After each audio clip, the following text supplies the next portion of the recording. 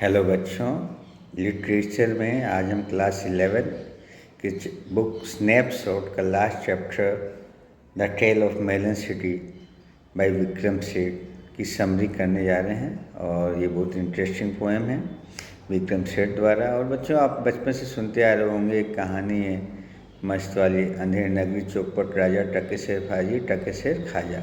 कुछ वैसी ही कहानी है जो आपको बचपन में सुनाई होगी आपके दादा दादी या नाना नानी है। तो बच्चों, ये जो कहानी है क्या नाम है, the tale of Melon City, वो शुरू होती है एक राजा से। वो राजा जो है वो अपने आप को ऐसा मानता है, जो राजा है वो बहुत न्यायप्रिय है और शांत प्रवृत्ति का है और हमेशा सही न्याय करता है। तो राजा अपनी प्रजा से बात करने के लिए मेहराब का निर्माण करवाता है। मेहराब समझते हैं बच्चों, ऐसे जो पुराने महलों में होता है, जिससे ताकि वो कुछ ऊंचाई पे रहे और वो अपनी जनता और प्रजा से आसानी से बात कर सके। अब बच्चों, होता यूँ है कि जब मेहराब बन के तैयार हो जाता है और अपनी प्रजा से बात करने के लिए मेहराब पे जाता है, तो मेहराब की जो ऊंचाई है थोड़ी कम होती है। इस वजह से जो राजा का मुकुट है मेहराब से टच हो जाता है, मेहराब जो होता है उससे टच हो जाता है, मुकुट नीचे गिर जाता है। यही मुकुट नीचे जो गिरता है, ऐसा फील होता है कि ये तो राजा की क्या होगी, बेइज्जती होगी। राजा का मुकुट कभी नीचे नहीं गिरना चाहिए। और फिर राजा जो होता है, हालांकि राजा जो है ऐसा माना जाता है बहुत ही न्यायप्रिय और शांत होता है, लेकिन उसको बहुत गुस्सा आता है और उसको लगता है कि इसको सज़ा मिलनी चाहिए, जिसकी वजह से जो ये मुकुट है वो नीचे गिरे। तो आदेश देता है, क्या आदेश देता है कि जल्दी से रस्सी और फांसी के तख्ते का इंतजाम किया जाए। किसका इंतजाम किया जाए? रस्सी और फांसी के तख्ते का इंतजाम किया जाए। और जो निर्माताओं का जो मुखिया होता है उसको लाकर फांसी पे लटका दिया जाए।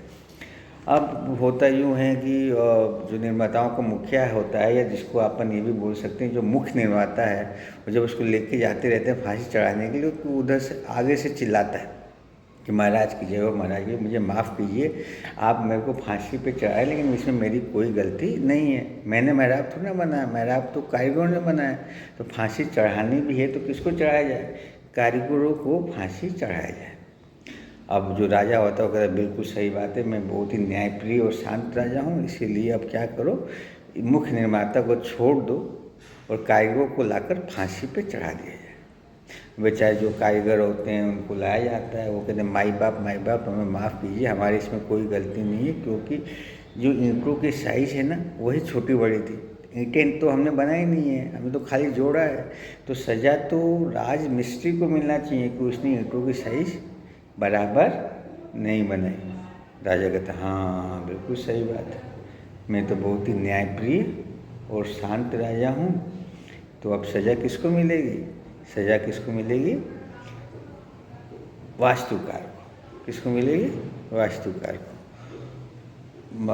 तो वास्तुकार से पहले राजमिस्त्री को, राजमिस्त्री ने क्यों है कि साइज़ वो छोटी बड़ी बना दी। तो राजमिस्त्री ने कहा साहब इसमें मेरी कोई गलती नहीं है, मैंने तो जैसा वास्तुकार ने कहा वैसा बना दी। तो फांसी किसको मिलना चाहिए? वास्तुकार को मिलना चाहिए।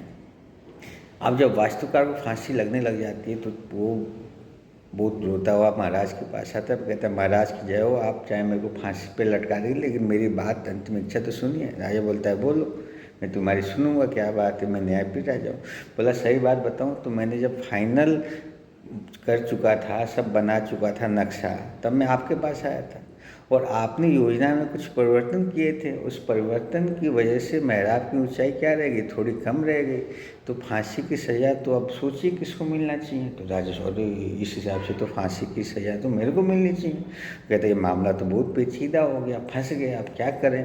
तो कहता लेकिन न्यायप्रिय राजा हूँ तो न्याय तो होना चाहिए। तो कहता है कि सबसे समझदार इस गांव में, शहर में जो सबसे समझदार व्यक्ति है उसको पकड़ कर लाया जाए, ताकि वो बता सके कि किसको मेरे को फांसी पे लटकाना चाहिए।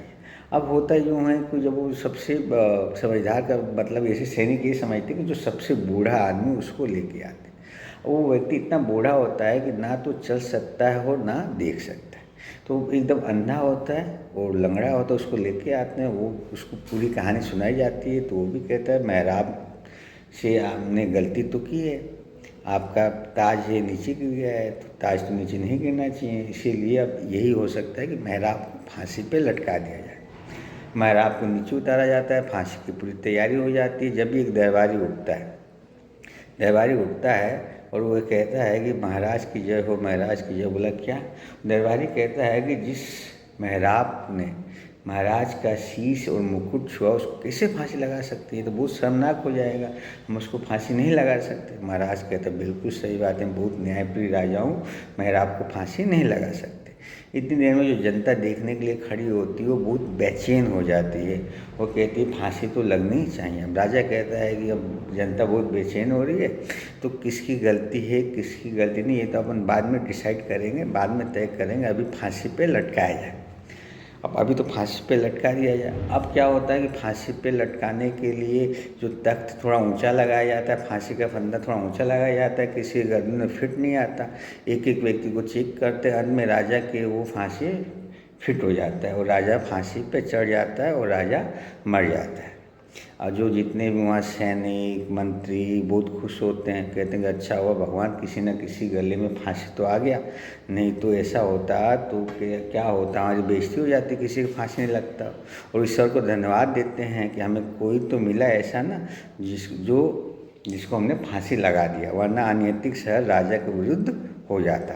तो फिर इसमें सटायर भी है, राजा के मरने के बाद वो कहते हैं राजा दीर्घ काल तक जीवित रहें, राजा the king should live long, the king is dead, राजा दीर्घ काल तक जीवित रहें, राजा मर चुके हैं। तो ये सटायर को दिखाया गया है।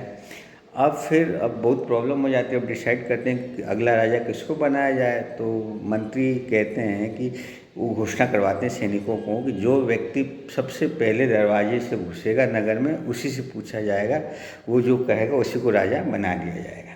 जो सबसे पहले व्यक्ति नगर में घुसता है, दरवाजे से घुसता है, वो एक मूर्ख होता है। उससे पूछते हैं किसको राजा बनाया जाए, वो कहता है वाटरमेलन, खरबूज। फिर कहते हैं तुम्हारा नाम क्या है, कहता है वाटरमेलन। तुम कहाँ रहते हो, बोलता है मेलन। तो फिर वो डिसाइड होता है कि एक बड़े से वाटरमेलन या मेलन को राजा बना दिया जाए, और वो क्या करते हैं, एक मेलन को राजा बना देते हैं।